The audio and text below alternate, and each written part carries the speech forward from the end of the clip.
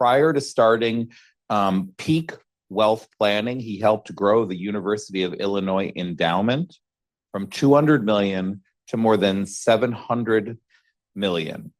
Using a client-centric approach, he focuses on aligning financial resources with personal goals. He couples this with a keen eye on risk management and wealth preservation.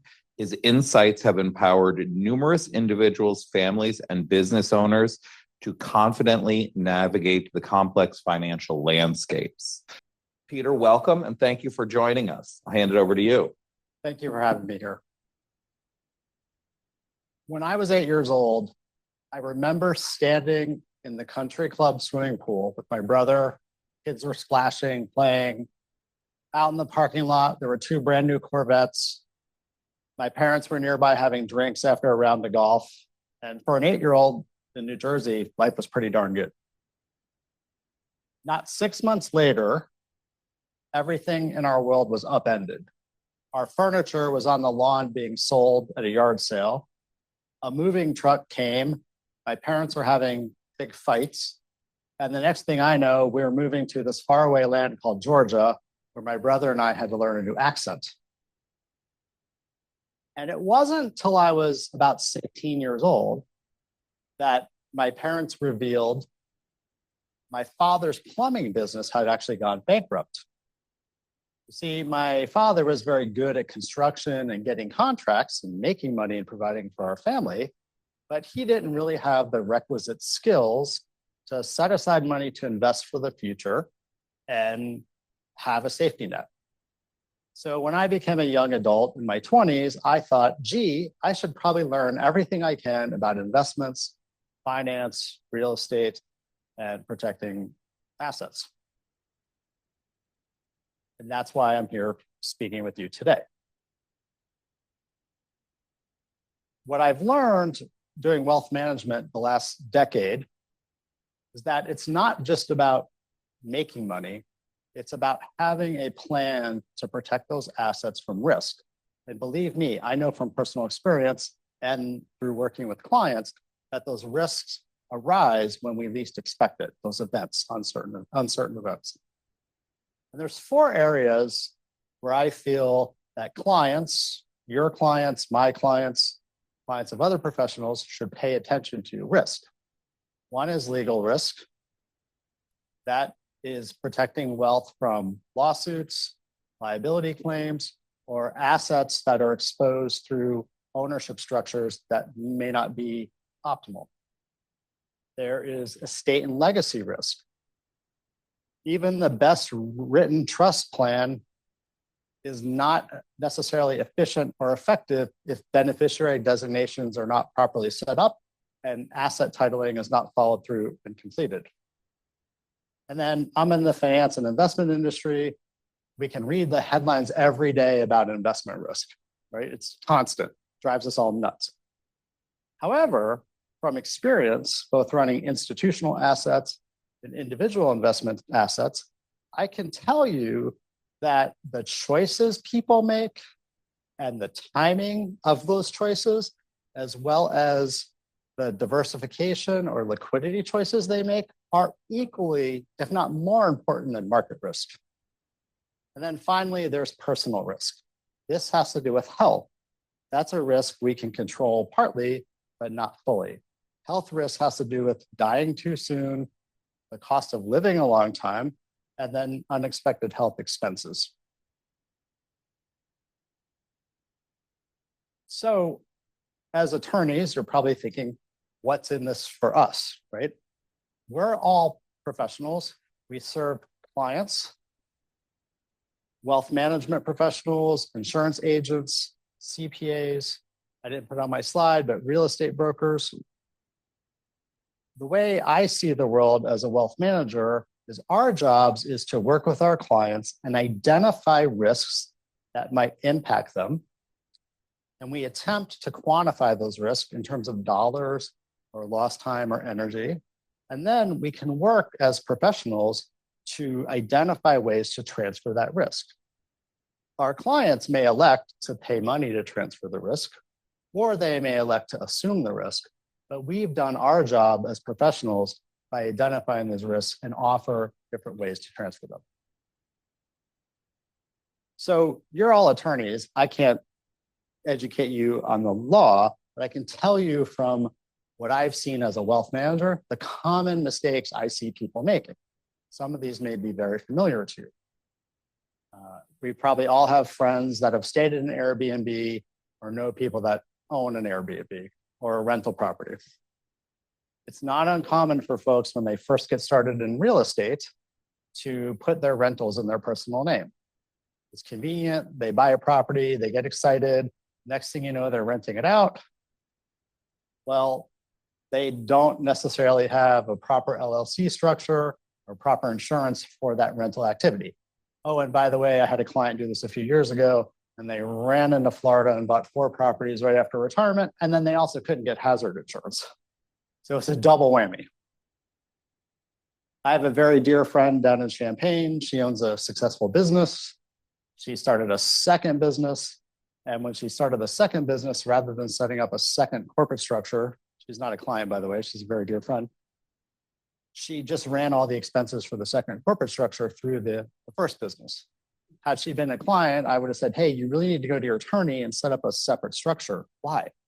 2 years later, she tried to sell the first business. Actually, about 4 years later. It took her like a year to disentangle the financials to get clean records to sell that business. So it impeded the sale of her first business because she paid all the expenses for the second business. And then we often see people that operate businesses out of their personal bank accounts. And a small amount of money spent with a good attorney could help them not have liability risk, right? Especially if the client's well off. They have a lot of equity in their home, they have a lot of money in a brokerage account or revocable trust, well, they're exposed. I have a very dear friend in Colorado. His brother works in medicine in New York City in a high-risk medical profession. Unfortunately, about 7 years ago, he got tagged in a lawsuit, and he decided not to take the advice of the insurance company. There was a commercial insurer and a self-insurance plan involved, and he did not settle. He wound up with a more than a $10 million judgment against him personally. Unfortunately, his assets were not in an irrevocable trust. So he is living with that decision and now trying to navigate what to do. So perhaps if the corporate attorneys from this firm or I had been his advisor, I would have said, gee, if you haven't protected your assets, maybe you should think through continuing to fight this lawsuit. You might really need to settle because you're not fully comprehending steps 3, 4, and 5 from this event. And then I'm sure your peers, if you don't do trust, that many of your peers in the estate department are familiar with trust. Having worked with families for 12 years and inquiries I get from new clients, one of the most common things I get is, I want to set up a trust. Well, most folks set up revocable trust. I put up a balance sheet.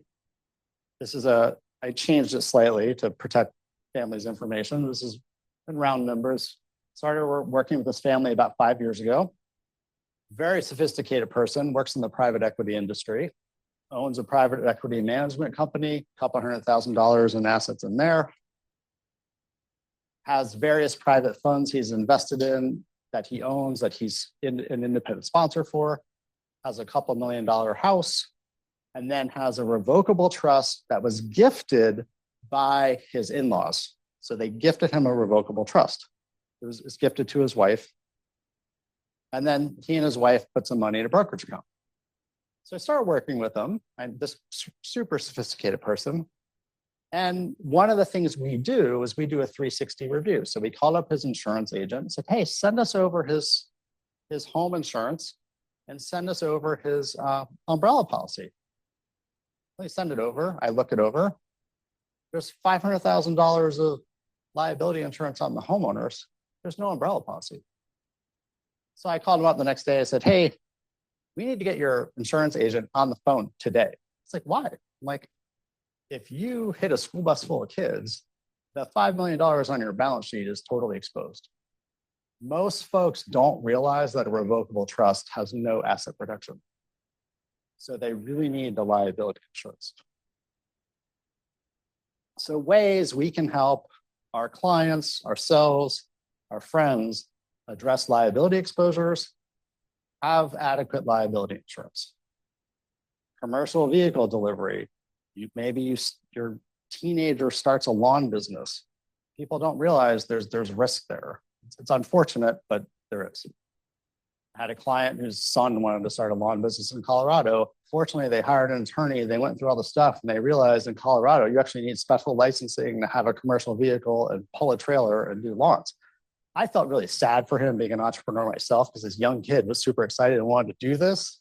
So I was like, man, that stinks. But he actually wound up going to the fire academy and turned out really well. So good story in the end.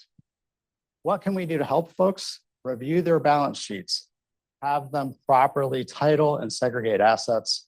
If they're in a super high risk situation, or they may have an estate tax issue, which I'm not going to go super deep into today, consider irrevocable trust. And then this last piece is just a bit of advice from my coach and mentor in the wealth management business. Many of my friends have young people graduating from high school this year, last year, this is around that time, given my age. And we all know when people go off to college, some of us might make choices that we wouldn't have made if our parents were around. So my mentor's practical advice is if you have a young driver or your young person might get in a car with friends, get them an unlimited Uber account, put your credit card on it and say, I will never ask you a question about this bill within reason. Well, why? Because they're not going to call mom and dad. They're going to be embarrassed to call for a ride. They're not living in youth anymore. They're away at college. If they have that Uber account, they might make the better choice of calling an Uber than getting in a car with someone they should. It's a simple expense, but it could lead to much better outcomes than a claim on a liability insurance policy or worse. Similarly, and most of you probably know this being attorneys, if you have a young person going away to college, if they're over 18, you might not have access to their medical records anymore. So having a healthcare power of attorney in Illinois can be downloaded right off the internet, or you can contact an attorney and get it done. It's a very practical thing to do as well. Any stories anyone wants to share about some of the topics I've hit on before I move to the next segment of this? Yes, sir.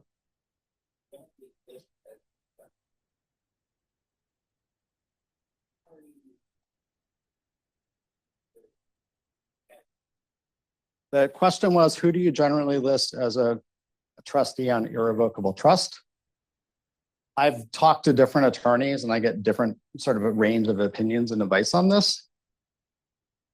The number one thing is, who do you trust implicitly, right? Because they have control over the finances in that trust. It's not necessarily it should be this person, but it's or a category of person, but do you trust them implicitly, right? The second thing is, and I'll hit upon this later too, but oftentimes people will name a family member, but depending on who you talk to, folks will say, name a neutral third party who doesn't have any skin in the game, but they're a paid professional, like an attorney or a bank trust department. So the answer is it depends, but there are considerations for, do they have the skill? Do they have the time? Do they have the interest and the inclination? And do they have a conflict or not?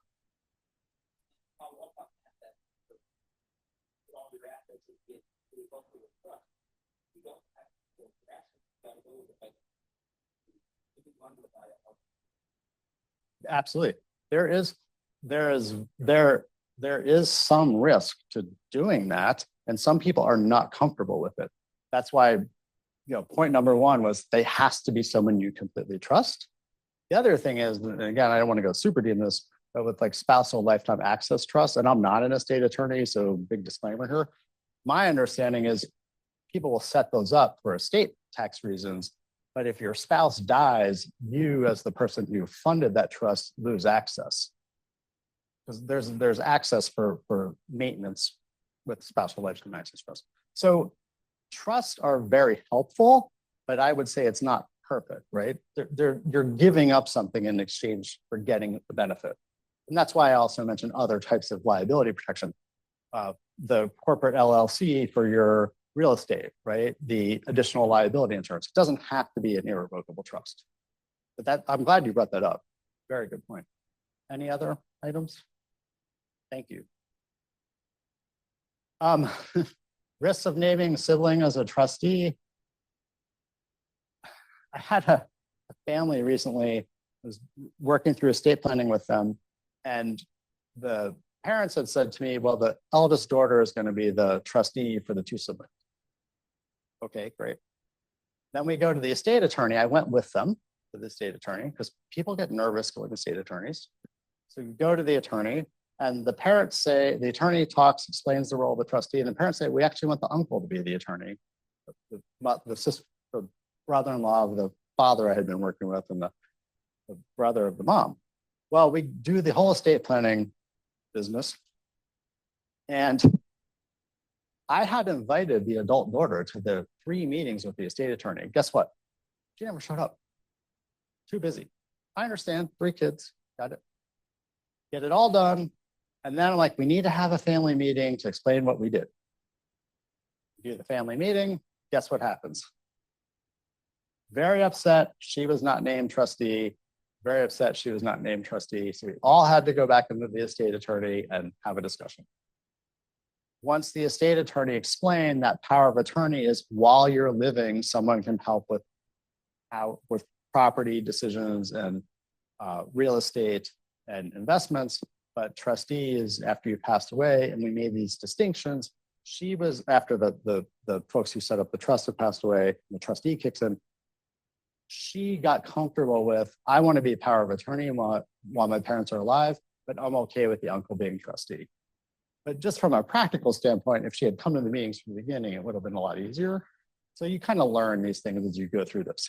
Now, to be fair, she is named as a successor trustee, and I do wonder how well my brother and I probably should not be trustees for each other ever. We just don't get along. But I do wonder sometimes if this goes to your question, and some of the recommendations people will make is even if you name a sibling trustee, name a co-trustee. That's a neutral party. So at least the sibling can, if he or she is making decisions for brothers and sisters, the co-trustee has to weigh in. So it adds some balance to the decision process. Again, there's no perfect answer, but it's just something to think about. And every family is different. The one thing I will say, I've talked to this woman that helps families set up foundations, like family foundations. I asked her, I said, well, how do you handle these types of things? Or what do you see from a practical standpoint? She said, well, even if you don't do a family meeting with everyone there, have the parents sit down and explain to the child who was not named trustee and the sister was named trustee, well, I didn't name you trustee because you've had this terrible divorce and I'm concerned about your ex-wife and her making a claim on the estate. So explain the decision so there's not a lawsuit after the parent passes away. Because I've talked to a number of estate attorneys that have told me about lawsuits when people pass away. We don't want that to happen. I talked a little bit about the trust aspect of estate planning, those pieces. On the financial side, many of us know clients that are business owners.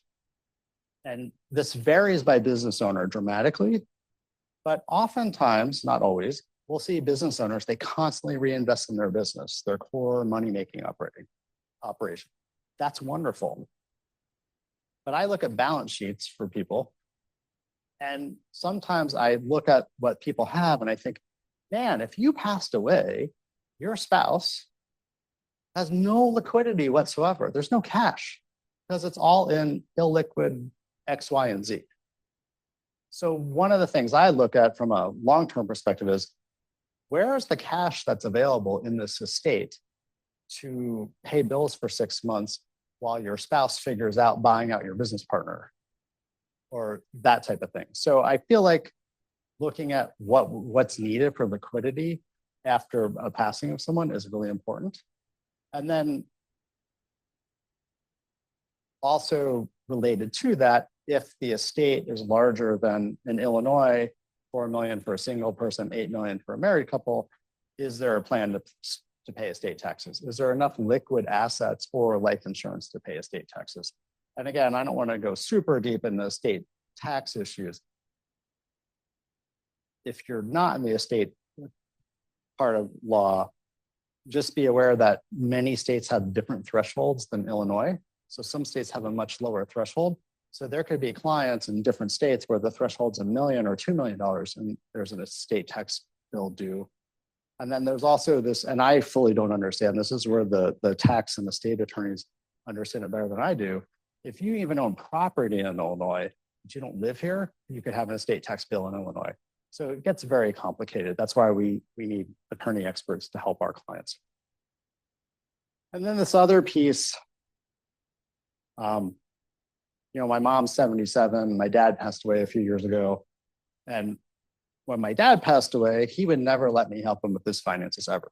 Personal story, but true. So he passes away. And, I'm like, fly down there, talk to my mom. Like, hey, do you have his phone? Because he had some IRA accounts and some other stuff. Thank goodness she could get in his phone. So I was able to get in his phone. Then I was able to get in his email. And then I was able to get in his Merrill Lynch account. And then, of course, he didn't have a beneficiary designated on his IRA. So I put the beneficiary as my mom on the IRA like 48 hours after he passed away. So the moral of that story is, for your clients, for our families, for our friends that we want to step in and help our spouses, have some centralized record keeping of some sort, even if it's a notebook paper, like a 3-ring binder. Just list all the accounts and where they are at the very least. And then next week, I have a cybersecurity expert coming in to speak at my firm to my clients. He's going to talk about password managers, because so much stuff has moved online, and how you can effectively use a password manager with a master password to get into all the records. So I think there's practical things we can do. And the really high level estate planning is great, but if no one knows where anything is, it makes it very difficult for someone else to step in and help our loved ones. Any estate planning comments or challenges anyone wants to share? We talked about estate planning. We talked about those pieces. One thing that's been interesting with Secure 2.0 is prior to Secure 2.0, folks used to name, not always, but it was not uncommon to name a trust as a beneficiary of an IRA. And the reason folks would name trusts as beneficiaries is to protect the assets from creditors. Someone passes away, and have that trust protection, because the trust becomes irrevocable at death. With Secure 2.0, what happened is the government decided they want to get their money faster from these tax-deferred accounts, tax-deferred IRAs and 401ks. So they've made, depending on how a trust is written, if you make it the beneficiary of an IRA or a 401k account, the money has to be paid out in 5 years or 10 years. So it defeats the purpose of someone being able to keep money, take it out a little bit over the person's lifetime who inherits the money. So long story short, if you have clients or friends that have large tax-deferred accounts, it's a good idea to send them back to their estate and tax attorney and say, you need to really look at whether a trust is the optimal beneficiary for these retirement accounts. Sometimes it's better to name, give the beneficiary a person directly, the IRA or the other retirement account, and then give other assets that you want protected from creditors in the trust. Trust still makes a lot of sense for creditor protection. It's just the retirement asset may not be the optimal asset to go into that account. So I thought it'd be an interesting exercise to walk through how we might balance an estate for heirs. So I just made up this case. Julie and Jim come talk to my firm and say, Peter, here's what our balance sheet looks like. We have $6 million in real estate. We have $4 million in a retirement account and $2 million in a brokerage account. Retirement account, taxes have to be paid at regular income tax rates when it's paid out. Real estate, somewhat tax efficient. You get depreciation write-offs, operating expenses, that sort of thing. Taxable brokerage, usually taxed at capital gains or attractive dividend rates. So from a tax perspective, tax-deferred IRA is probably least efficient for beneficiaries. Real estate's moderately, reasonably efficient for beneficiaries. Taxable brokerage can be pretty efficient for beneficiaries. We learned that Julie and Jim have 3 children. They have a daughter who's heavily involved in the real estate business, helps mom and dad a lot, but she doesn't own any real estate. We have a physician daughter, makes $1 million a year, but she had borrowed a lot of money to buy into her practice. She has $1.5 million in debt. And she lives in California, so she's in a super high tax state. And there's a musician's son, very responsible financially, lives within his means, but struggling, makes like $75,000 a year. So how do we divide up the assets if we're naming beneficiaries in this trust structure or disposition of the estate? Well, in my business, you learn to ask more questions, because when people come and talk to you, they never give you the whole picture. So we ask some more questions and we learn, oh, there's actually $2 million in debt on the real estate. We also learn that there's a $2 million, actually $1 million life insurance policy. It's a variable universal policy that the face value could be increased on from $1 million to $2 million. And then, of course, they were correct about the IRA assets and the brokerage account assets.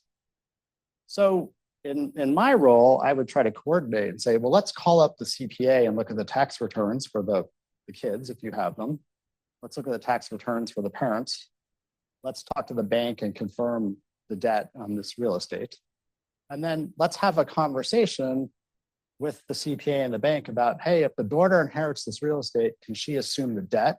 Is that going to be a problem? And then we might say, the bank may say, well, gee, we'd really like you to see, these people are 58, we'd really like you to sell some of the real estate to the daughter in a multi-year transaction. So she's already taking on some of the debt and responsibility while you're still alive. Okay, great. So what winds up happening? Daughter ultimately will wind up with $4 million of real estate net of debt. The physician daughter, which asset do we give her? In my opinion, after talking to the CPA, the asset we should give the physician daughter is the $2 million of life insurance. There's no tax issue there. She inherits that tax-free. And then the taxable brokerage account, she gets what's called a step up in basis. Even if the parents had bought all the stocks in there for $1 million, if they're worth $2 million when they pass away, she inherits that money, it resets the basis to $2 million, which means if she sells it all the next day, she gets $2 million without a tax bill. So the physician daughter gets the life insurance and the brokerage account. And then the musician's son, remember, he has a lower income. He's going to get the IRA. Why? He has 10 years to take money out of that IRA, and he's in a fairly low tax bracket. You don't want to give it to the physician daughter with $1 million income, because if she has to take it over 10 years, we just made her, she's going to pay even more tax. So thinking through not just how do we divide it up in terms of equality, but what the tax situation of the heirs is important. I didn't make this too complicated. I didn't layer in an estate tax problem here, but I wanted to show this as a flavor of how professionals, we can interact with each other and make good decisions for these families, right? The tax attorney, if there were an estate tax issue, would forecast that. Yes.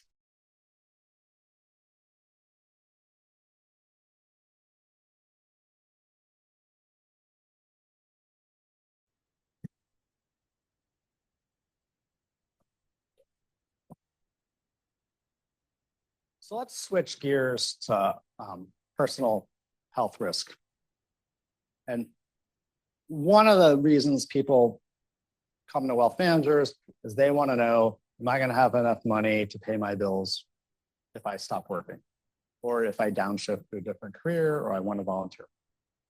And an area that I feel is really important to look at is what's the cost of healthcare and health insurance and deductibles, and where's that headed if you stay in the US? And have you built that into your financial planning? And then a second area that we at least have our conversations with people about, and this is not something any of us really want to think about, but it's something all of us should address. And I went to Cooper Union in New York City for a year before I went to Rutgers in New Jersey. And one of my best friends from Cooper Union is an engineer. He actually ran the Sony plant in Terre Haute, Indiana, that made all the compact discs, which is pretty cool. He's also one of the few golfers I've seen shoot a hole in one. And he actually got diagnosed about 6 years ago with frontal temporal lobe degeneration. He's 2 years older than I am. And unfortunately, he had just gone through a divorce. So he went through a divorce. It was very amicable, but he and his wife split their assets. Not a huge amount of money, but decent. And then he got diagnosed with this. Fortunately, the engineering firm he worked for had disability insurance. So he's getting 2/3 of his salary that he was making before. And he has this disability insurance. The silver lining of the story is he's had this diagnosis for several years. He actually thought he was going to die. He went out and bought like a BMW, like $1,000 a month payment. He's like, yo, I'm going to live my life, have fun. It's awesome. Now he's finding out his diagnosis is probably actually incorrect, and he may not have a terminal disease. So I've reflected on this a little bit. And because of the way I grew up, and I told you the story about my parents, I'm very fiscally conservative. And you can read these articles and say, well, people should save 15% of their income, they're going to be fine. But then what happened to my friend I went to college with, I was like, well, he did that. Then he got divorced. Then he got this disability issue. And now he's living with his girlfriend. And it's not like a woe is me story. He's actually a happy guy. But it's like, if he had the wherewithal to save twice as much, he might be in a better financial situation than he's in now. So the story to me is like, bad things happen to really good people. So sometimes being a little bit more fiscally conservative is better than not. For me, that's kind of the moral of that story. And then there's long-term care. There was just an article in the New York Times yesterday. My husband sent it to me last night. We were on the train coming up from downtown. And this is not a political comment, it's just practical. What's happening with immigration policy in the US, like half the people that work in elder care are immigrants. It's a low-paying job. It's like a $16 to $20 an hour job. And these home healthcare agencies charge our families somewhere between $35 and $50 an hour for home healthcare. Well, why do we care about long-term care? 2/3 of us, whether we want to believe this or not, and I didn't really believe it till I had shoulder problems last year and I had to go for rehab and all this other stuff. I'm like, man, my body's starting to do stuff I don't want it to do.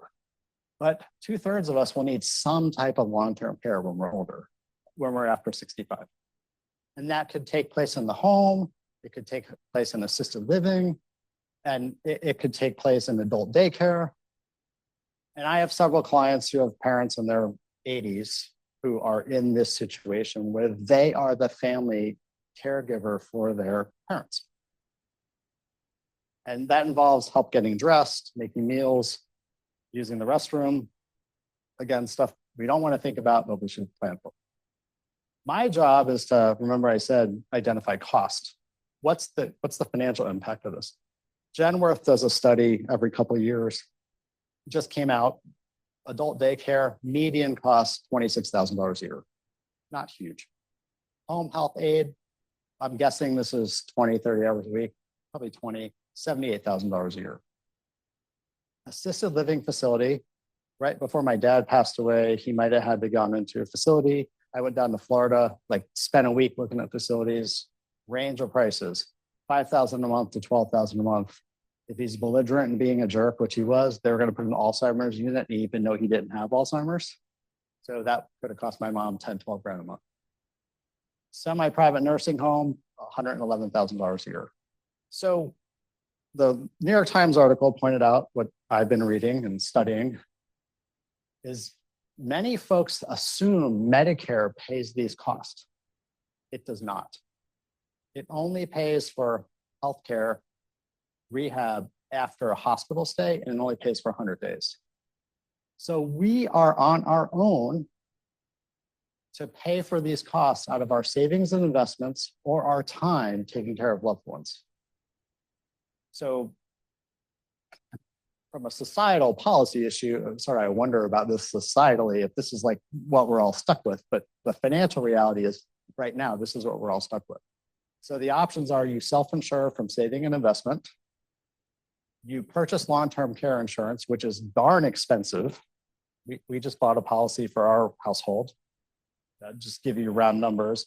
We're each paying $8,000 a year for 10 years. But then we've paid in for 10 years, we're done paying, and it gets us each about $1 million of benefit at 85. Is that a good value exchange? I gave a talk at Rotary down in Champaign a couple of years ago, and the person, I was like, man, that's a lot of money. It's $8,000 a year. The gentleman in the audience was about 67, looked at me and said, Peter, if you have to spend 1 month in a facility when you're 80, that's 1 month's payment. You only have to pay it for 10 years and it's done. I was like, okay, maybe I should do this. And then I procrastinated for 4 or 5 years, and then I finally did it. I procrastinate too, right? What happens is if we don't self-fund and we have friends or family members that need to pay this on their own, they spend on their assets and then they go on Medicaid.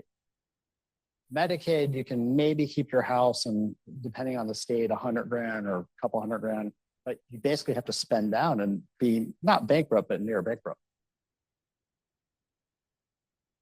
Policy-wise in the US, and again, I'm not making political comments, just like where I see policy going, societally, we haven't decided we're gonna have better ways to take care of older folks.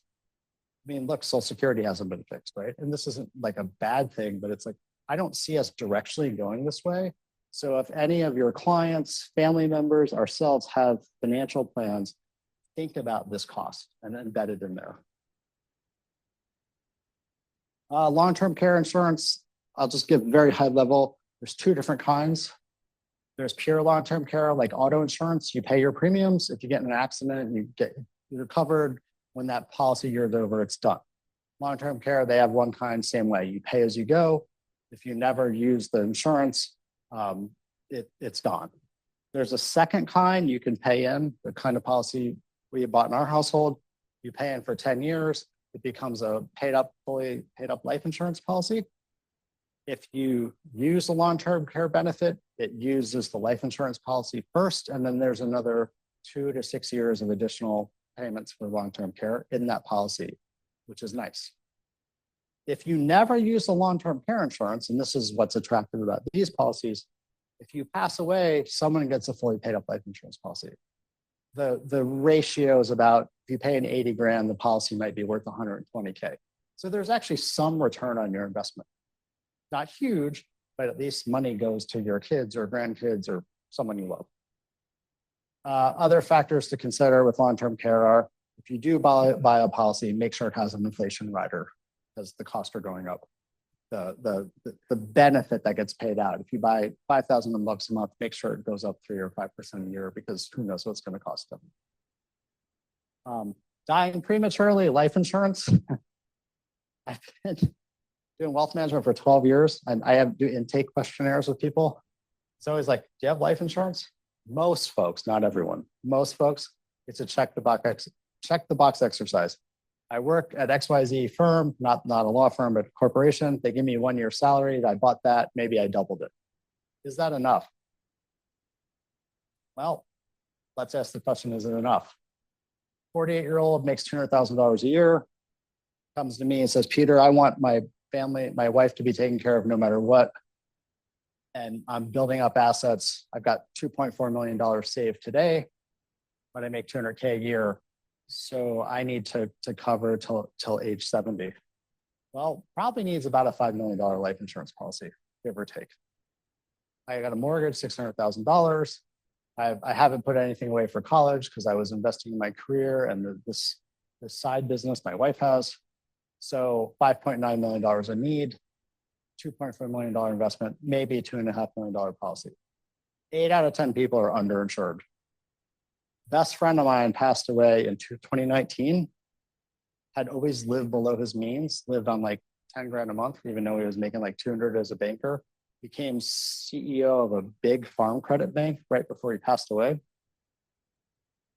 Passed away, wife, 2 children. In his case, he had about $3 million in insurance from his job and about $2 million that he bought on his own.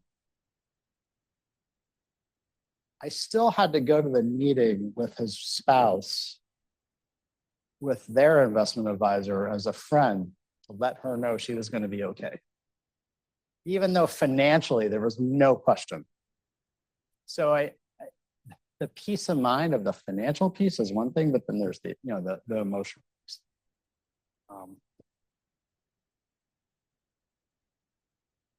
The last topic I wanted to talk about from a financial piece, I mentioned market risk and that sort of thing.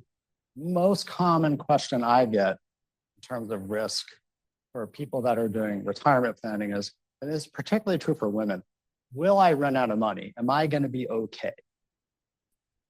So if we're doing planning, we'll try to have folks write down some goals. What's important to them? What do they care about? What hobbies do they have? Are there people in their lives they want to take care of? And how do I protect that plan? And then there's the investment side once we've written down goals. And why do we write down goals? People are much more likely to achieve them if they write them down.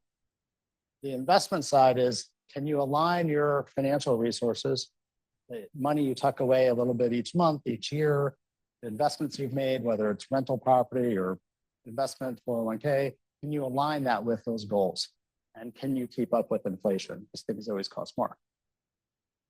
So I thought I'd do a quick case study and ask, is $8 million enough to retire? Now I know that's a lot of money. That probably puts this person or persons in the top 5% of people in the US, give or take. So case number one, Jerome. Jerome and his spouse, $160,000 a year written down goal for expenses in retirement. That's lifestyle spending, travel. Well, travel, I added an extra 20K. They have $15,000 mortgage payments, so they have low debt, and $20,000 a year for healthcare and insurance. So we add all that up, say it's about $215,000 of recurring expense. So Jerome says, does my nest egg support these goals? Can I make this work? So I put up Jerome's balance sheet. $3 million in bank accounts, a couple $100,000 in checking, $3 million in a brokerage account, investment account, Charles Schwab, Vanguard, Merrill, pick whoever you want, but primarily invested outside of work. Roth IRA and 401k, $3 million retirement accounts, whole life policy with 500,000 cash value, and then real estate, home and condo, 1.5 million. So assets about $8 million, 8.3 million. Live below his means, $300,000 mortgage, $10,000 credit line, but pays it off frequently. So 300K in liabilities. So net worth, 7.9 million, just under 8 million. There's software that you could spend like 6 months on this. I can do this on the back of a cocktail napkin. $6.3 million of retirement accounts and brokerage account, all liquid and available. We can talk about how it's invested. $215,000 spend, $6 million portfolio, 3.4% spending rate, sustainable. Should be totally fine. Morningstar publishes data on this. Their recommended spending rate's 3.8%. And by the way, one thing about that, the inherent assumption with low spending rates is you're going to leave a legacy. Grandchildren, college, alma mater, church, whoever. You can have a higher spending rate and spend down your assets. With this low of a spending rate, Jerome will probably still die with $8 million. There's nothing wrong with that. It's just depending on like what's your legacy standpoint. Oh, and by the way, what if you didn't buy any long-term care insurance? You probably don't want your spending rate at 10% because you want your spending rate low in case you have to erode some of your nest egg, or maybe you didn't qualify for long-term care insurance because you waited too long and you had a chronic health condition like coronary artery disease, and then you couldn't get the long-term care insurance. I've seen that happen. Case number two, Masha. Very dynamic individual, ran an international division of a company in Russia before the Ukraine war. This is loosely based on an actual person. Changed it enough so there's no revealing information. Started working with Masha right after she came back from Russia. And how much do you spend? Well, I spend like $200,000 a year. Okay, fine, fill out this questionnaire. We go through the questionnaire, send me all your mortgages. Here's what we learned. $170,000 a year in mortgage payments, $200,000 a year for lifestyle spending, has a boat and a plane, $20,000 a year or more for travel, $20,000 a year for healthcare and insurance, $400,000 of recurring expenses. She wants to know, does my $8 million, can I, if I wanted to, could I stop working? Mid-50s. Do some more discussion, meet with her spouse. Oh, by the way, I also have $150,000 a year in private school tuition, 2 more years of high school for my kids, plus 4 years of college. I have Russian real estate that's challenging to sell. There's a war going on and some other issues. I was making $1.5 million a year. Good for her, fantastic. Unfortunately, had a disagreement with that company. It's now back in the US. So at the time, I was investing in all my friends and peers' startups. Did a cannabis startup loan, making 12% payout. Did a tech startup, put some VC money in, getting pitched private credit deals all the time. Should I put money in these? Well, you're making $500,000 a year. It's great. But when you go from making that to zero, some of those decisions, life happens, become a different answer, perhaps. So how does Masha's balance sheet look? $2 million in bank and brokerage account. That's after liquidating the Moscow apartment and the Moscow commercial building. $2 million in retirement accounts. The private funds, about $1.2 million, but none of them are liquid. You have no idea when you're getting your money back. And the ones that were paying current pay 10% interest, converted all to equity. So it's all illiquid private equity. US homes, condo in New York City, couple $1 million. Condo in Miami, $500,000. Property in New Jersey, about $500,000, maybe a little bit more. Condo or property in New York with family. That's a out of the city property, owns that too. Russian home, $2 million. Can't sell it. There's a title issue. Can't clear the title issue, and renting it has been a problem. Boat and plane, about $600K. They're depreciated. Assets actually still pretty good, $11 million. Here's the challenge: $3 million in mortgage, $300,000 in credit line. Doing a startup business, that's why they need the credit line. May become very successful. I bet that they will. But the question is, could I stop working if I wanted to? Well, liquid assets, you could pull money from $5 million. $410,000 spend without the private school tuition. That's like an 8% spending rate, not sustainable. What's the big challenge for Masha? 2/3 of her net worth is illiquid with significant expenses. Is this situation fixable? Of course. Could reduce the number of homes, could figure out the title issue, sell the Russian property, maybe do some workouts with the PE funds to get into some income generating funds or something more liquid, and perhaps revisit lifestyle spending. By the way, first person to admit, very difficult to revisit lifestyle spending for a lot of people. You don't ever tell people to do that, but you illuminate for them, this is what you're actually spending. And by the way, I've seen people, they make $100,000 a year or $5 million a year. Most folks, and this is not an exaggeration, have no idea where their money goes.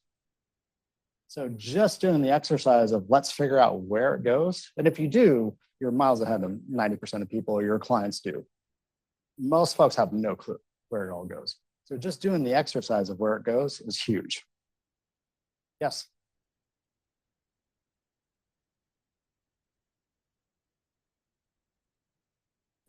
Yeah. Exactly. Yes.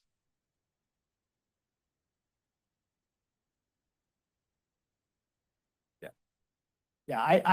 I was doing this. You're 100% right. No question.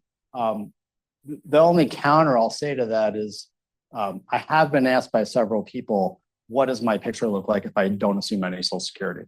I agree 100% though.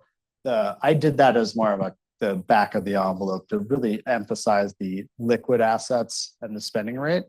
But you're 100% correct. The Social Security, a lot of people will say, I'm going to match that to an expense I can't get rid of, like my Medicare premiums or my health insurance costs. But that's a really good point. I'm glad you brought that up. Connie. Mhm.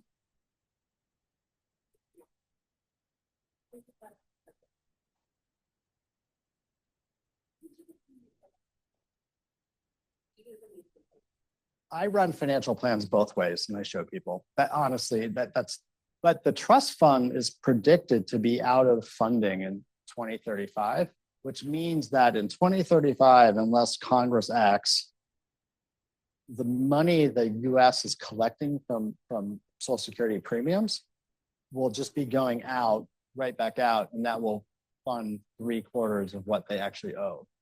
So if you had to put a number on it, if someone really pressed me and said, well, do a plan and show me what you think is most likely if I'm going to retire in 7 or 8 years, I would haircut the Social Security by like 30%. Just because of the way the numbers work out. But so would I count on it? No, but would I like to? Yes. I mean, it's just such a weird thing. Like, I don't know what Congress is going to do if they're going to fix this. Like meaning like, are they actually going to have the will to fix it? I mean, you would think both parties would want to fix it given the demographics of the country, but I don't see it happening. Like it wasn't in the big beautiful bill anyway. So it's not that I know. You looks like you had another question. And I appreciate the question. Thank you, really, seriously. Yeah. So I manage institutional assets. I manage about $2 billion of operating cash and $700 million endowments. And I learned a lot about investing doing that because I did the charter of financial analyst designation, all this kind of stuff. We study all this stuff. It's really complex investments. But then what it really comes down to is what's actually in your control. When I invest, how much I invest, how diversified I am. Like, did I buy international? Did I buy US? Do I own bonds? Do I have cash? What's my risk and liquidity profile? That's why I put in the example with the person with the private funds. By the way, I have nothing against private fund investing. It's like right size it to your situation or your institution situation. It drives me nuts when I read these articles in the Wall Street Journal. It says XYZ endowment is thinking about selling their private funds because the public markets are down. And I'm like 20 years ago, we're doing asset allocation studies with investment managers. Like, why are you putting half your money in private funds? It's not, you've got to pay out. So just like, don't go that far. Anyway, it drives me crazy. Anyway, and they always sell them at a discount because no one will take them, because they take advantage of them when they buy them. How much you spend is in your control, and then emergency savings, right? I see emergency savings, and especially for folks that we know, friends, family, clients that are more like average wage earners, the emergency savings account is the absolute smartest thing they can have. Why? When the car gets wrecked, the washer machine breaks, the kids need braces, they get it from the emergency savings account rather than the 401k. I personally think the worst thing in the world was improving access to 401k loans for people, but that's my personal opinion. What's out of our control? We need to recognize this. Interest rates, stock market returns, market corrections, inflation, and tax policy. We can plan for those things, but we can't control them. Market risk and retirement timing. Pre-2008, 2009 financial crisis, $1 million, 100% US stocks. March of 2009 was worth $447,000. If you did nothing, sat on your hands, hardest thing to do, by the way, when this happens. So I'm saying that, full recognition. 2013, that was $1.3 million. Absolutely nothing. A friend of mine, also a client, called me up recently and said, hey, want to sell some equities in my dad's trust. My question to him is, when are you going to get back in? This graph shows $100,000 invested in the S&P 500, largest 500 companies in the US for 20 years through 2023, about a $600,000 return. You missed 20 days out of 7,000 days, just 20 days, $174,000 return. So I learned one thing running an endowment: no one can time the market. the article that also drives me nuts in the Wall Street Journal. Jim and Sally were about to retire, but they had to go back to work.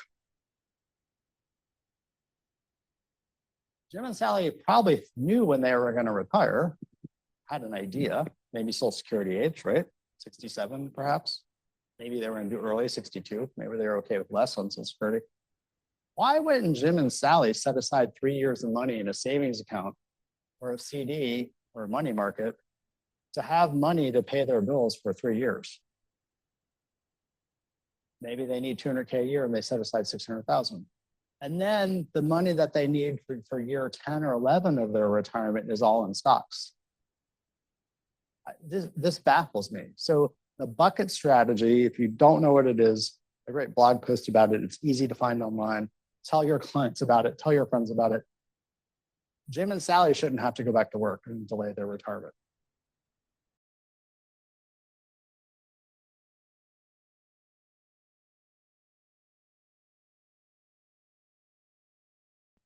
Thank you. Overlooked planning items. I hit upon these, but I'll just repeat them. Understand income and spending.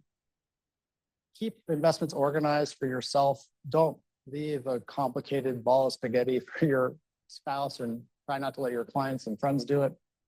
To this gentleman's point, include Social Security and also forecast after-tax retirement income. Plan for these unexpected liabilities or health events, and try not to leave your spouse or partner or loved ones in the dark. I gave Jennifer a risk quantification questionnaire that you can use with your clients, your friends, yourselves, that she's going to send around to you that hit around a lot of these topics. It's very straightforward. It might engender conversations. It might engender more business for your corporate transaction department and maybe your estate planning department. So hopefully that's helpful. And consider having an advisor coordinated team that communicates with all your different professionals. If you have your own professionals, or if you have clients that have, other professionals, the good thing is we can all coordinate together and serve our clients well.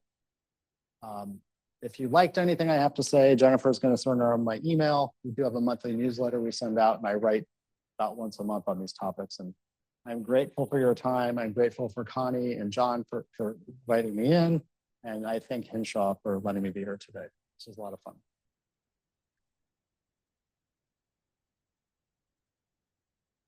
Peter, there was someone requesting for you to please repeat the Social Security question that was asked. The Social Security question was an excellent question. When I did my examples of spending rates, I did not include Social Security as an income source. But normally, if you were doing a full financial plan, not just back of the envelope cocktail, you would add Social Security into the income equation.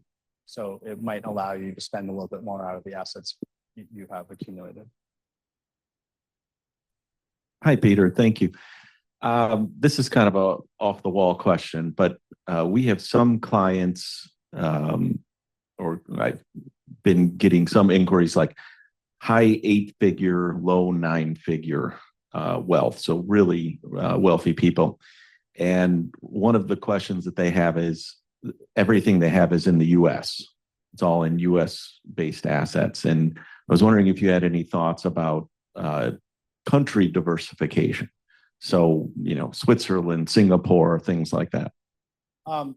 So in terms of equities, stocks, I am a believer in international diversification, even though the returns until recently have not been as compelling as they were in various market cycles. In terms of country diversification, I do think depending on the level of wealth and the ability to travel and the ability to go there and ability to meet people in person, considering country diversification, and Singapore is not a bad, my husband's from Singapore, it's not a bad place to consider. But looking at the rule of law and all the different things that surround those decisions to put assets in certain countries is really important. So there's the for folks who don't have significant assets, say 30 million and above, just having country diversification in your portfolio, like your stock portfolio makes a lot of sense, and maybe even going forward in your bond portfolios, even though they should still be probably dollar denominated. But then depending on level of wealth, thinking about diversification and what countries one should consider going into. A little story about that. Clients and friends in Colorado bought a house in Costa Rica. Very simple thing, opened a property management account in the bank in Costa Rica. So the local property manager put the rents in there. Well, then they found out like the account gets locked every 4 months. And they actually have to show up at the bank in person to get the account unlocked. So I often caution people, yeah, these are not, 9-figure people, but I also often caution people, make sure you really understand all the bits and pieces involved. Go there in person, especially if you're putting your money in another country. I've read stories, I don't know if they're true, about people opening bank accounts in Mexico and then going back like 3 years later and they show up at the bank and there's like, what account? Now, whether that's really true, I don't know, but it was in like a legitimate newspaper. So I feel like being really cautious is not a bad thing. And I want to be thoughtful about how you say this. I kind of see international diversification a little bit like I see vacation properties. Lots of my clients come to me and say, now I'm going to retire, I want to buy a vacation property in X place. My first question I always ask them is, have you spent a month a year for 3 years in that place before you bought the vacation property? Oh no, I've been there for a week. Well, maybe you should spend a month there for 3 years in a row. Oh, well, it's $15,000 a month to rent there. I'm like, you're going to buy an $1 million home, but you won't spend 15 grand for rent for 3 years. So I feel like it's really important for people to really look at all the aspects of it before they imagine it. And I know that's a long answer, but I think it's really important to go there, be there, make sure someone else has done it. That's true too. Yeah. Good question. All right, no other questions in the chat. Thank you. Thank you, Appreciate all your time. Peter.